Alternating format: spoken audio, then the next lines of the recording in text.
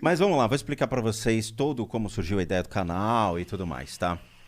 Eu sou formado em administração de empresas, fiz uma faculdade que é a Mauá, tá? De lá eu entrei direto no mercado de capitais. Então eu fui trabalhar como analista de investimento. Trabalhei em corretora, trabalhei em banco, trabalhei em empresas. Foram mais ou menos uma jornada de 17 anos dentro do mercado financeiro. Eu fiz pós-graduação em games. Que Então, maneiro. eu fui, Maneiro.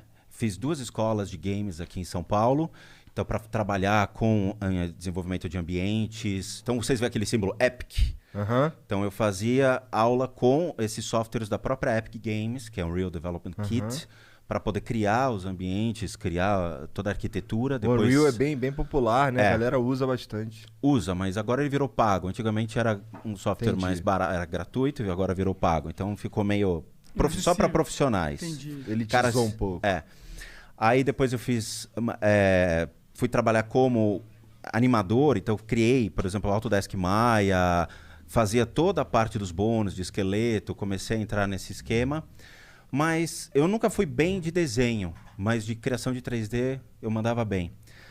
Depois disso, eu fiz um MBA em finanças, aí eu fiz na FIPECAF, ou seja, fui atrás de uma educação mais, vamos dizer assim, especializada para poder atuar na área. E em contrapartida, toda essa minha jornada no mercado financeiro, eu fui juntando dinheiro e ia fazendo cursos relacionados à espiritualidade. Então, o que acontece? Todo o dinheiro que eu ganhava no mercado financeiro, eu ia atrás de conhecimento. Então, eu comprava realmente e ia atrás. Viajava. Levou o ET Bilu a sério. Cara, ou você busca respostas, ou você vai ser um cara que vai replicar aquele papagaio que os outros dizem. As pessoas não querem entender, eles querem buscar conhecer. Então vamos lá, eu quero saber o porquê que tudo é o karma. Não, você quebrou o carro, é o teu karma. Quebrou uma charrete na vida passada e agora o teu carro quebrou. Você fala, porra, meu, não tem nexo. De onde se tiram essas coisas? Então eu fui buscar respostas. Foi isso que te levou ao budismo, essas respostas? Não, o que me levou primeiro à jornada espiritual é, de novo, aquela historinha, né? Eu comecei a ver coisas aos 6 anos de idade. Minha família é uma família tradicional italiana, onde meu pai assumia as responsabilidades de casa, indo trabalhar, minha mãe cuidava da casa. Eu nasci em 1975, então tem que avisar que era antes da internet, antes de muita coisa, né? Entendeu? Antes dos videogames também. Cara, onde eu morei, a minha casa foi a 7ª construída na rua. Hoje já tem 3 bairros em volta. Entendi, antigo mesmo. Muito. A casa era muito antiga. E assim, eu morava perto de um hospital, que era o Albert Einstein. A casa tinha uma energia curiosa. Então, ela foi construída em cima de uma senzala, perto de um hospital. Então, você imagina que eu estava no parque de diversões da espiritualidade. Com o tempo, aos 6 anos de idade, eu comecei a ver coisas estranhas acontecendo em casa. Que são aquelas presenças estranhas que você vê o vulto passando assim. Só que você não vai falar, mamãe, tem um homem passando. Não, eu fiquei quieto. Eu não sabia o que era. E sabia que meu pai era muito rigoroso, muito rígido em relação à família. Então eu falei, eu não vou me expor, não vou buscar arrumar confusão com meus pais. Vou deixar. Então eu ficava só observando, só observando, só observando. E era muito? Eram muitos. Eram 6, 7 caras desse tipo. Eu vou te descrever como eu lembro deles, tá? Lembrando que o que eu tô te passando é uma ótica de uma criança. Sim, tá. 2 metros de altura, mais ou menos uma largura de 1,5 metro, com os olhos vermelhos. Acompanhava meu pai. Para onde meu pai ia, eles iam atrás. Eu ficava com medo. E eram vários desses aí? Tudo Eram vários. bem parecido? E assim, bem parecidos já começa a complicar. Quando você tem diferentes obsessores, beleza. Mas quando você tem iguais, eles abrem margem para muitos problemas e muitos desequilíbrios. Ataques de raiva. Depende muito da maneira como eles se conectam, mas pode levar uma pessoa a ter surtos emocionais. Entendo. Tá? E eu vou te explicar muito legal todo esse conceito. Comecei a ver, mas fiquei quieto. E foi indo. Aos 10 anos de idade, a coisa foi piorando. A casa, naturalmente, gerou um toque de recolher. Então eu tenho um irmão, a diferença é de 2 anos. Tanto meu irmão quanto eu, nós sabíamos que a casa tinha alguma coisa. Então nós passamos a escutar coisas estranhas na casa.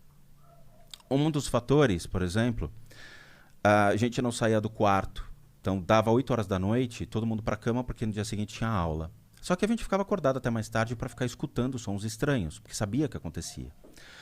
Teve um dia que eu acabei escutando alguns barulhos estranhos vindos da cozinha. E a minha casa era um corredor de mais ou menos 10 metros que levava para 2 quartos grandes, que eram 2 suítes onde meus pais ficavam, e eu e meu irmão dormíamos juntos. Tinha um outro quarto aqui e um outro quarto aqui, que eram quartos de bagunça e de brinquedo. Um corredor grande, cozinha, sala de jantar. E embaixo era uma sala de visitas, que ninguém entrava. Ninguém entrava. Por que ninguém entrava? Só por que não? Eu vou explicar, a história é maior. Entendi, tá. Tem muita coisa legal, Caralho, cara. que doideira. Eu escutei um barulho na cozinha. Eu levantei e botei o ouvido na porta. De repente eu escutei passos vindo, porque era carpete. E meus pais estavam dormindo já há muito tempo. Eu escutava... E parava. E sabe, quando criança, vai aquele ponto de interrogação em cima direto. Você fala, caracoles, o que tá vindo? E... Chegou uma hora que eu olhei pelo buraco da maçaneta para procurar. Aí escutei uma voz que ecoava dentro da minha cabeça, não passava pelo ouvido, falando, volta pra cama. Velho, apertou. Eu fui direto, mas eu pulei pra cama e me enrolei. A partir desse momento, eu comecei a ser notado por esses seres. Então, todas as vezes que eu passava pelo corredor, dava para vê-los entre os quartos, observando quem passava pelo corredor. Eles estavam esperando meu pai. E o pior é que, assim, eles saíam no momento em que meu pai entrava em casa. Então, eu sabia que meu pai estava chegando quando eu via a movimentação desses seres. Caralho, cara.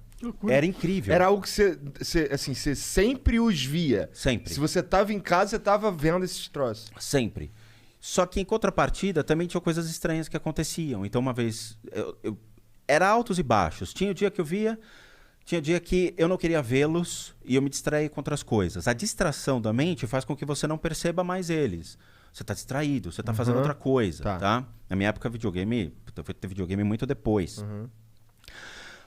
Os dias foram passando e teve os altos e baixos. Passei a estudar à tarde, chegava na hora do almoço e teve um dia que eu voltei para casa, ia deixar sempre minha mochila em cima da cama e ia almoçar.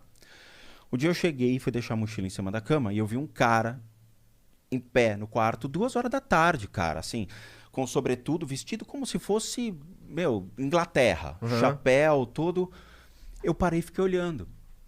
Aí o cara, sem mexer a boca, falando, você está me vendo? Cara, a primeira coisa que eu fiz foi, mãe, tem um homem no quarto! Aí eu já falei. Minha mãe, obviamente, apareceu, não viu nada. E quando minha mãe chegou, já não tinha. Eu falei, cara, vou ficar quieto. É melhor ficar quieto. Aos 14 anos de idade, eu sofri um acidente de carro. Eu tinha um amigo, um vizinho que virou meu amigo, que morava na rua, na casa da frente. Era uma rua muito tranquila, a minha rua, cara. Não passava carro, não passava nada. Ninguém acessava aquilo, porque a avenida ficava de acesso paralelo. A gente não tinha rota de fuga como tem hoje, de trânsito. Não tinha trânsito na época. Entrei em casa para pegar uns brinquedos, fui me divertir com o meu vizinho da frente. Na época do G.I. Joe, Comandos em Ação. Legal. Puta, gostava bastante. Eu também curtia, a gente fazia uns fortes e ficavam invadindo Isso, fortes. mas já tinha uns fortes, mas a gente fazia nas árvores. Como tinha muita árvore, então tinha o paraquedista, a gente jogava. Era legal, o comandante cobra, o destro. Isso. Puta, adorava. Atravessei para mostrar os brinquedos pro menino. Deixei lá, quando eu voltei, apagou, eu não lembro de mais nada. Eu acordei, eu tava uma casa de diferença no chão. Então eu rolei a rua. Eu acordei, tinha passado a minha casa, passado a casa do meu vizinho, eu tava já na 3ª casa, cara. Pra você ter uma ideia, porrada. Caralho. Eu levantei, aos 14 anos, tirei a poeira. O que aconteceu? Não aconteceu nada comigo. Nada. Eu entrei em casa. O carro era um Passat antigo de aço galvanizado. O capô do cara ficou assim. Na hora, o cara entrou, me pegou, me botou no carro e me levou pro Einstein. A única coisa que aconteceu, eu caí e bati a cabeça no chão. No que eu bati a cabeça no chão, tinha uma pedra e me cortou a cabeça. Só. Não quebrei nada. Só que aí tem um porém. Eu lembro do que aconteceu em termos espirituais. Eu entrei num túnel branco. Nesse túnel branco, eu lembro de estar subindo. Cara, e estar sorrindo, feliz da vida. E eu entrava no túnel, eu olhava pra cima e falava, meu, que da hora, que legal. Chegou lá em cima, eu vi minha bisavó. Eu não tinha contato com a minha bisavó. Eu raramente a via. Quando chegou lá em cima, a minha bisa olhou pra minha cara e falou, Rô, não é a sua vez. Você pode descer. Eu desci muito rápido. E aí eu acordei.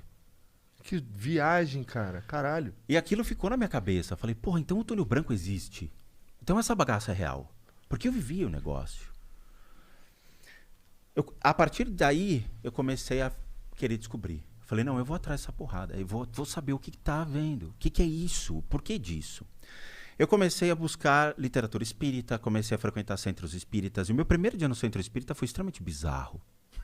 É sempre bizarro. Eu tenho o dedo torto para as coisas. Eu tinha 17 anos. Eu estava numa academia. Qual é a religião da tua família? Não, meu pai não tem religião. Meu pai, assim, é o famoso cristão italiano.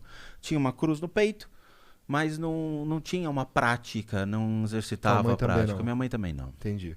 Então eles não encheram o saco quando você foi procurar a tua vibe? Não, eu sempre fui de maneira bem silenciosa, não deixei claro o que estava acontecendo. Tá. Eu nunca expus isso para os meus pais, até porque, cara, eu acho que eles tinham mais coisa para se preocupar do que estava acontecendo comigo. Acho Bom, que eu acho que esse bagulho aí é muito louco, tá ligado? E vai ficar.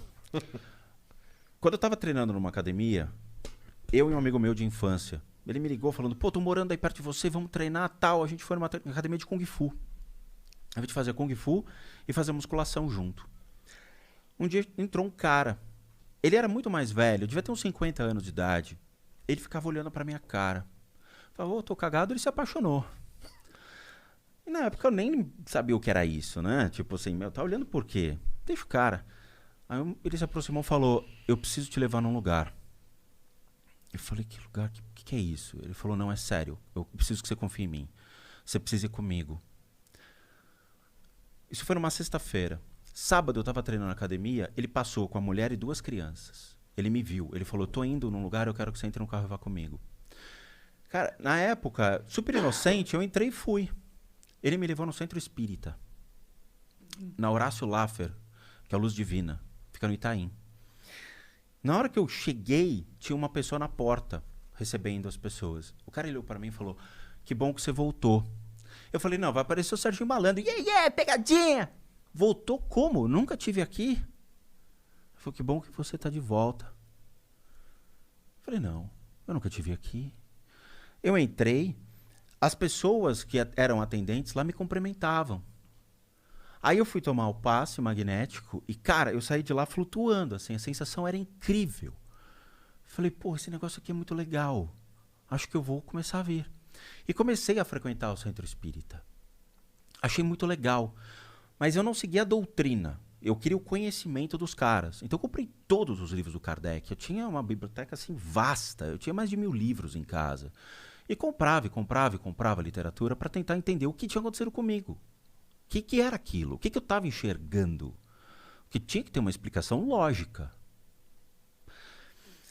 Com o passar do tempo, o centro espírita já não estava me atendendo às necessidades. Aí um dia eu fui tomar um passe lá. E durante o passe magnético, o cara parou. E não pode parar. O cara parou e me cutucou. Falando, eu queria falar um negócio com você. Falei, outro que vai se apaixonar por mim, eu vou falar que eu tô cagado. Ele olhou e falou, tem um anjo atrás de você.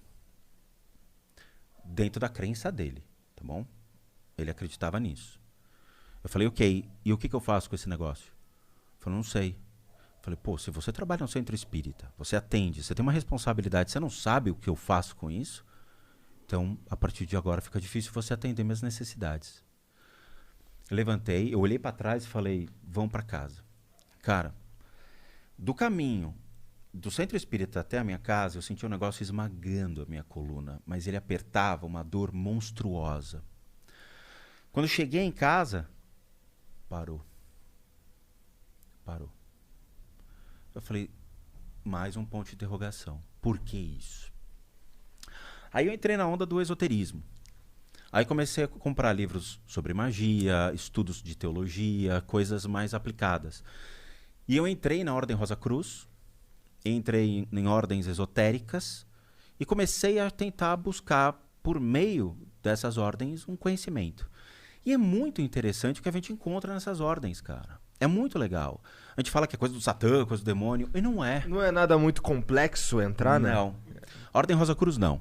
A maçonaria é um pouco mais. Eu fui chamado pela maçonaria para... Acho que foi a Globe, grande loja brasileira, que me chamou na época. Mas eu não aceitei. Porque o passe custava caro. Os caras estavam querendo o passe para entrar na maçonaria. Entendi. Eu falei, não vai rolar. A Ordem Rosa Cruz, não. Você entra lá, os caras te explicam que tem aqui do lado uma loja. Tem aqui do lado uma loja da Ordem Rosa Cruz. Entendi. E me encantei. E aí comecei a estudar. Você estuda em casa, você não é obrigado a frequentar nenhum lugar, não é obrigado a ter acesso a esse tipo de coisa, só recebe os livros. Aí eu comecei a gostar do negócio. Aí eu fui levado para Umbanda. Cara, aí o bicho pegou. Quando eu fui levado para Umbanda por pessoas que falavam, meu, vai lá, você vai gostar. Eu lembro que para tentar me convencer a entrar no lugar, levaram uns 40 minutos. O que estava te impedindo? Medo. Eu tinha medo, escutava os atabaques e você via os Exus, você falava, meu, não vai rolar, eu não vou entrar nesse lugar. Nunca. Você sai da ideia mais de um espiritismo mais bonitinho para um negócio um pouco mais violento, uma coisa mais ativa. Entrei e quando eu vi a energia em volta dos médiuns, eu falei, pô, peraí, tem alguma coisa diferente. E eu me encantei pela magia da Umbanda. Eu achei lindo, cara, a dança, os ornamentos. Você começa a ver que aquilo, entre aspas, é um teatro para verdades que você vai escutar na hora de você tomar um passe lá, conversar com a entidade. Eu falei, pô, acho que eu vou ficar um tempo aqui. Fiquei 10 anos. Ficou um tempinho. E aí eu fui desenvolvendo as 7 linhas da Umbanda, que eles chamam, tá? São 7 linhas, são 7 pilares regidos por orixás. Então você tem Oxóssi, você tem Exu, você tem o Preto Velho, Baiano, Boiadeiro, que são arquétipos criados pela Umbanda. A Umbanda surgiu em Niterói, dentro de um centro espírita kardecista. Por quê? Porque um cara tava lá e viu um caboclo. E ele falou, pô, o que é isso? É um demônio. Não. E aí começou a trazer. Porque você vai pra África, não existe isso. Você não chega lá e fala, ô, traz um boiadeiro aí. O cara, boiadeiro na África? Não existe. Então você começa a entender que aquilo são arquétipos criados para fazer com que espíritos que estejam aqui trabalhem. Como eles perderam a sua consciência e estão vagando por aí, eles se tornam ferramentas para esses orixás para poder ajudar as pessoas que estão lá procurando ajuda. Entendi. Ponto, acabou. Então você está falando com um preto velho, ele nem é preto nem é velho. Não é. Mas o cara tá lá para te ajudar. Claro, não é questão egóica. Eu quero uma casa, eu quero uma mulher, me dá dinheiro. Não. Mas ele vai lá para te escutar. E muitas vezes só o ato de escutar já te ajuda muito. Porque pelo menos alguém está te ouvindo. Às vezes a maioria das pessoas não tem alguém para conversar. E busca amparo nesses lugares. E é legal. Aí eu lembro que uma vez eu estava numa fila para tomar passe. E eu geralmente fico quieto, fico de cabeça baixa, não falo com ninguém.